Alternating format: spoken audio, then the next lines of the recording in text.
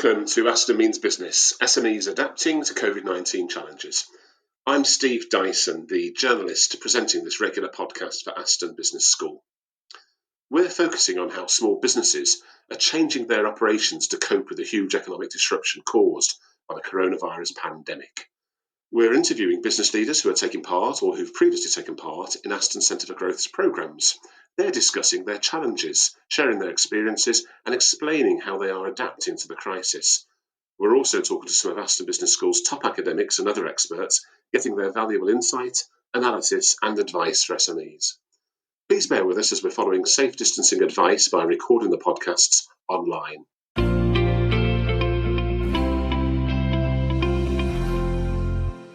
In today's episode, we're going to find out how two businesses in the events and hospitality sector have been getting on as the economy starts to reopen. Joining me to talk about their experiences is Marc Hart, the Professor of Small Business and Entrepreneurship at Aston Business School. Hello to you, Marc. Hi, Steve. Good to be talking to you again. And you, Marc. Entrepreneurs Mark Hornby and Jonathan Carter-Morris are the co-founders and directors of Caviar and Chips. That's a specialist wedding caterer in its fourth year of operations. They also own the 16th century Virgins and Castle pub in Kenilworth, which they bought and relaunched in early March this year. Now, Marc first spoke to us in episode 13 of our first series. At that stage, Marc explained how Caviar and Chips, with a turnover of around £250,000 a year, and the pub, which was set to add another £750,000 in revenues, both had to pause all operations because of the lockdown. Marc's joining us again today to tell us how things are going for both businesses. Hello to you, Marc. Hey, Steve. Nice to be with you again. Thanks for having me. No problems, Marc. Let's talk about Caviar and Chips first. When we last spoke to you, Marc, you were working closely with customers to postpone and rearrange their special days for after lockdown. Now, I know there was a huge amount of administration there, but you were determined to look after your customers. And you told us how you hoped your customers would eventually look after you, which was a great theme to talk about. How are things at Caviar and Chips now, especially given what was supposed to be the partial reopening of small wedding receptions from the 1st of August, which the government reversed with very little notice on the 31st of July? Yeah, sure. So I guess if we skip back to when I spoke to you in April, we were, as you say, talking to all of our clients and finding ways for them to postpone their weddings and events, because we also had some corporate clients as well needing to postpone things. And so essentially with everybody, we kind of we weren't really sticking to our terms and conditions as normal. We were trying to help people replan their days as best we could. And I'm really pleased to say that we managed to move everyone to either later in the year or to next year or indeed the year after. And, you know, I think I said that one of our key values was to be client-led. And so that's what we did being first, just looking after our clients. And you're right that we started working towards pre-latest government guidelines were that small events were going to be able to start happening again from the 1st of August. And so we were thinking about how do we work with that. So there was going to be a cap on how many guests you could have, and it was going to be around about 30. And so from the 1st of August, you could have 30 guests at your wedding. And so we did have a few in the diary where we were going to start doing that. And we had guidelines and measures in place, as you can imagine, about how to keep our team safe, our guests safe, and just making sure that, you know, things were in place to make people feel secure and safe as possible. And then government said that they needed to extend those guidelines, actually. And so it was at least for another 2 weeks. So we're looking at towards mid-August now, where we think we might get an extension on when the events can go on again. At the moment, we are speaking to our clients that do have August events. And quite finally, one of them is the 15th of August, and which is the day after we're expecting government to announce. And I was on a call with them yesterday as well. So what do we do and how do we manage it? And we are kind of making this up a little bit ourselves because, you know, guidance is a bit vague and there's lots of unknowns. But what we are doing consistently is just asking our clients, what would you like to do? What would you feel safe? And then looking at guidelines to say, what can we do within those parameters? Yeah, it's such a complex and constantly changing picture for you, Marc, and yet it sounds like you're still working closely with people for what are such important dates in their lives. But as a business, it must be really difficult because although you may have a few events taking place later this month, at the moment, nothing's changed. There's no revenues coming in, is there? No, that's right. So, I mean, what we were doing, again, if we go back to when we first chatted in April, is, thankfully we were able to furlough the team. So government support there has been enormously helpful for businesses like us around the country. Jonathan and I carry on working, and we weren't paying ourselves, but, I guess we were doing the best we could to keep things going. We were looking at things like expenditure and what kind of things can we save there, what can we cut, what kind of holidays can we take. We did look at what kind of grants would be applicable for, or eligible for rather, and we did get a very small grant from Birmingham Council. And we've just noticed that they've extended their grants and they do have more money to give away. So we're going through a process of applying again. And one of the things that we have found is needed to be looking out there to what support is available, be it free support, be it financial support, or even just guidance from our accountants and so forth. And then what we've also been doing as well is we introduced a small deposit initiative for our clients that wanted to book us for next year and the year after. So normally clients would pay 50% deposit, but what we introduced was just a small save the date deposit of £500. And so that drove a lot of inquiries. And, the great thing is that people are still planning weddings, events for 2021 and 2022, and even later in this year. And so that did definitely help with cash flow, but it also, more importantly, helped us keep in touch with clients, secure new clients, and then think about what the business is going to look like over the next 18 months to 2 years. Yeah, listening to you, you're very positive about the fact that people still want you. You're still there, and whilst this is a slowdown during the lockdown, and as we emerge from lockdown, you still feel that there's a growth inquiries for the future. Yeah, it's really, really encouraging, actually. We're a business that's been going 3 years, and we've been super ambitious, and we've wanted to grow quickly. And one of the main ways we've done that is by being client-led and using our values to make really good decisions. So, it just so happens that we do food and drink at events, but our values are to create moments and memories. And that's what we talk about. And we find ways to create moments and memories for our clients. And I don't think that will ever go away. Whatever government guidance are, whatever society looks like, people still want to be able to celebrate things, have a great time. And we want to be that kind of business that is there to be able to help people to do that. So I think in that respect, as long as we're always using our values to make good decisions, and it then becomes what our strategy and tactics become in terms of how we execute that. It is an uncertain stage at the moment, of course, Mark, and I want to ask you, if you could directly speak to the government today, what would you say needs to happen to help the sector next? Gosh, well, that'd be an interesting conversation. So I guess for us over the last few months, it feels like things have been really vague. It's been really hard to make best laid out plans because you're not quite sure what's going to happen next or when. And as every business owner would know, it's kind of like you make good decisions based on good data, good information, and then you can go forward. Whereas at the moment, we're just so uncertain. I think we kind of fall into almost like a gap in the events market, in the event sector, where I know government are working with big events and stadiums, and if you think about national events and things like that, and there are strategies and plans in place, it's kind of like we almost fall in that gap where it's a little bit unknown and a little bit uncertain. Weddings, events, celebrations, what to do at home, small gatherings, those kind of things are falling through the gap, and there is that uncertainty in the businesses that operate like us, and then our clients. So when you take a small handful of our clients and ask them what do they think is happening, they all think different things. And so I think that uncertainty is really unhelpful, both for businesses like ourselves and clients that we work with. So I think just having a little bit more guidance, a little bit more clarity, and a bit more of a roadmap. As well as Caviar and Chips, of course, Mark, you and Jonathan had just bought and launched your first pub, the 16th Century Virgins and Castle. Now, that was obviously closed on the 23rd of March. What's happened since with that business? Yeah, so we were open a week and then quickly closed again. So when government guidance came out to close the doors, we obviously did so. And then I guess the first priority was communicating with our guests and with our team. So just letting people know what we knew. Firstly, that we weren't open anymore, but also then what was it that we were going to do next? Part of it we didn't really know ourselves.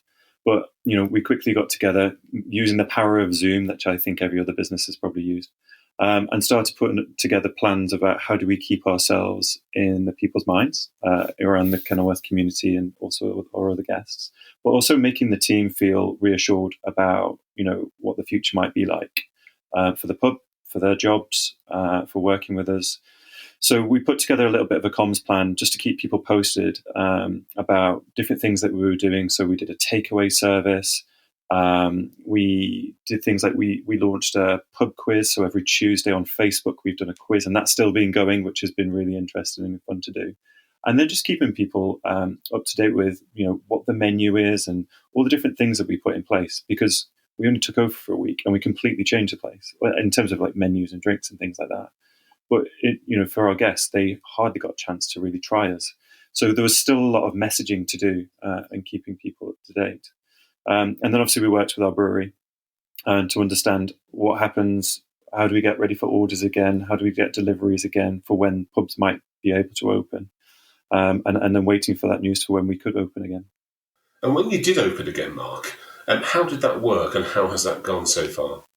Yeah, so obviously news came out that we could open on the 4th of July. So we've now been open a few weeks. We decided that we would go ahead and do that. We haven't gone full throttle. We've opened Thursday to Sunday. And what we wanted to do, the most important thing is that we wanted people to come back, feel safe, feel comfortable, and know that if they came to the Virginson Castle for a drink or something to eat, that it was fine and that, we were looking after people. We just basically wanted people to come back and it feel okay, because we are aware that there's lots of anxiety about what happens, how does it work? I mean, even just going to the supermarket was complicated. So we didn't want it to feel complicated. So we got together, and again, we have got an amazing team around us that help put in best laid plans again around where do guests come, how do they order. We've just done everything table service. We've got contactless payment. We've put our teams into bubbles so they don't come across each other. We have one in, one out systems, one-way traffic. But the idea is that you come into the pub, there's a host at the door. They talk you through it. They make you feel relaxed. They help you to your table, and then you can just enjoy your food and drink, and we look after the rest. And I think reading the feedback that we've been getting across the different platforms and just chatting to people in the pub, they've really appreciated it, noticed what we've done without it feeling too in your face.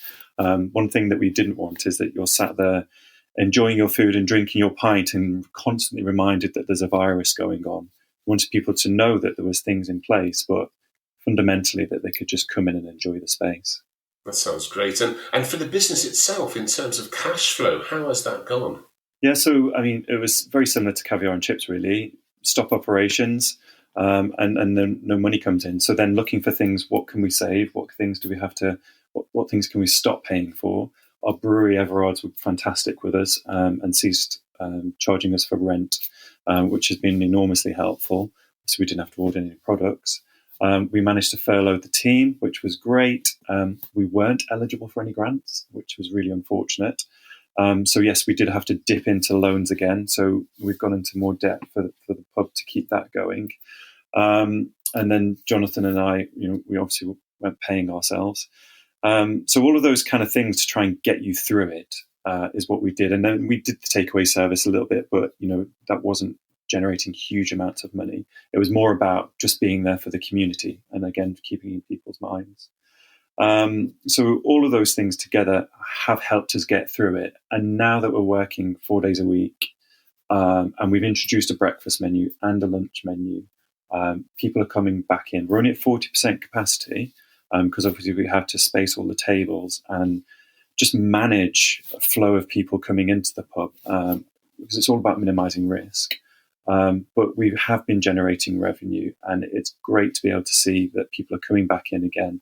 And we're pulling pints again. So that's been really good. And you can see a future where you're going to start making money again as restrictions continue to ease. Yeah, I think, as the world starts going back to normal, whatever normal is, even if it's the new normal, if we're working again, both in Caviar and Chips as we were, if we're working again in the pub and it's open 7 days a week and people are enjoying breakfast, lunch, dinner, coming to the pub, we're quietly confident that, we've got a great product, we've got great service, we've got an incredible team around us. We're really looking forward to just getting up and going and making things work again, and just essentially looking after our guests, which should be fantastic. It all sounds really encouraging, Mark. But listening to your story and to your dual journey at both the Virgins and Castle and back as Caviar and Chips, it does show what a huge challenge it is for businesses in the events and hospitality sector to recover from lockdown. But you seem so focused on getting through this. What would you advise to other SMEs in the sector to prioritise as they try to adapt?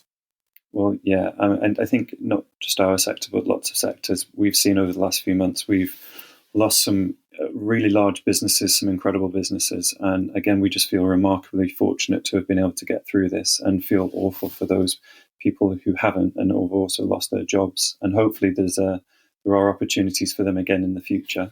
I think what we've done ourselves is, firstly, we've got amazing people around us. Our team are fantastic. And even before we went into lockdown, Jonathan and I were always about recruiting incredible people that are far better than us, that will help us deliver our vision.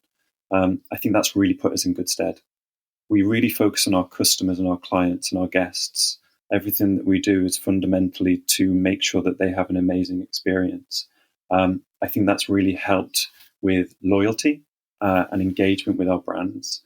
And then I think constantly communicating, keeping people up to date, even if you're just making sure that people aren't second guessing. I think if people feel informed, then they feel relaxed. And I think if you're coming across with information so that people aren't having to guess or even just dismiss things, then they'll come to you as an area of expertise or just reassurance.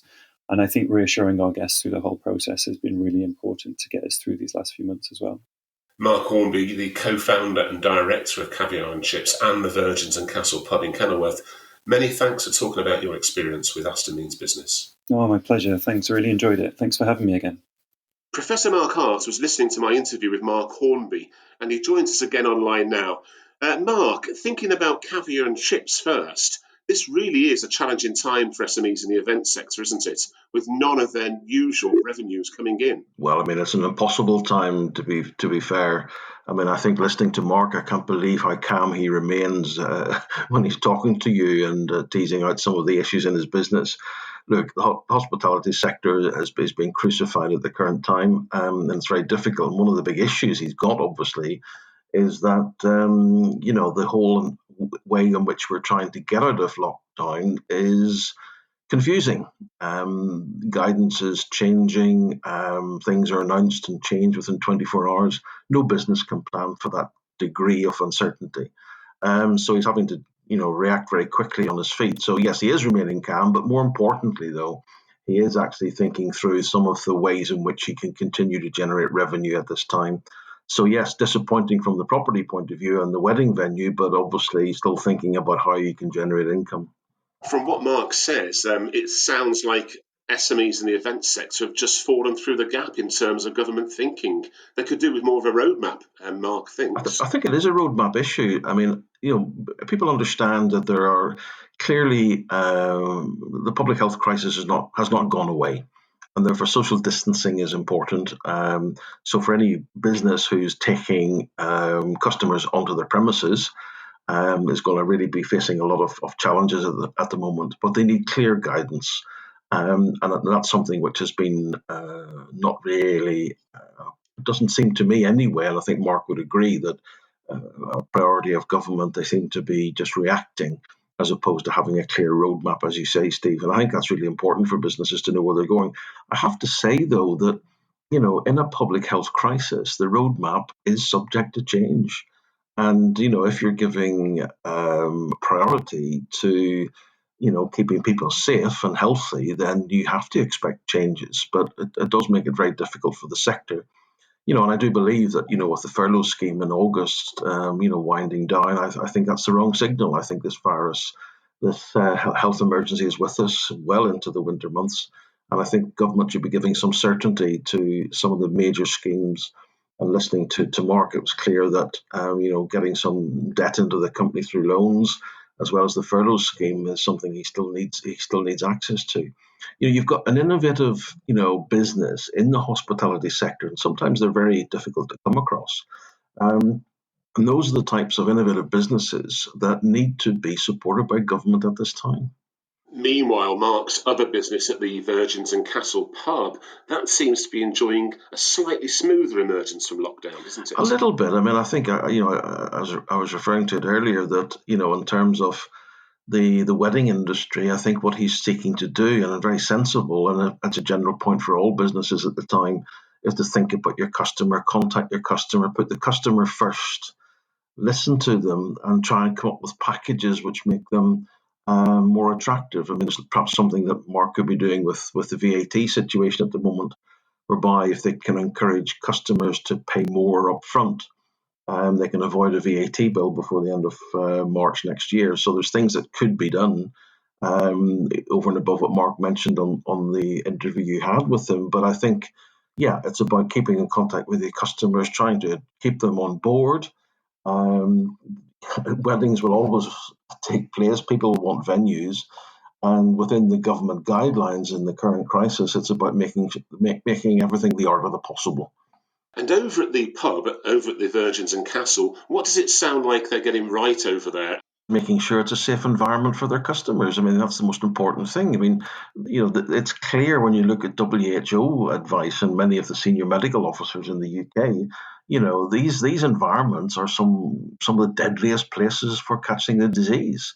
So making it, really hyper safe for people to come in and feel comfortable, that everyone is respecting the rules and there are no exceptions. I think that's the best way in which a business like that can operate. It will reduce the number of people coming into the business. It will reduce the number of covers that can be done. But within that constraint, some revenue is taking over. And the important thing is, you're developing your brand. You're being seen as a niche business in the sector. The flag's still flying. Your footfall is still there. It's reduced, yes, but it's getting some revenue into the business. And I think that's really, really important for cash flow at this time. And also, if you can actually get suppliers to be giving you better terms, I find that's a very difficult conversation at times, but keep your costs under really, really strong control is a good way of managing at this time. Thank you, Marc, for joining us on this episode. Always good to talk to you. Thank you. Yes, many thanks to Marc Hart, the Professor of Small Business and Entrepreneurship at Aston Business School, and to entrepreneur Marc Hornby, the co-founder and director of Caviar and Chips and the Virgins and Castle pub. We'll be back soon with another case study of how businesses are adapting to the pandemic, and with more crucial analysis and advice from academics and experts here at Aston.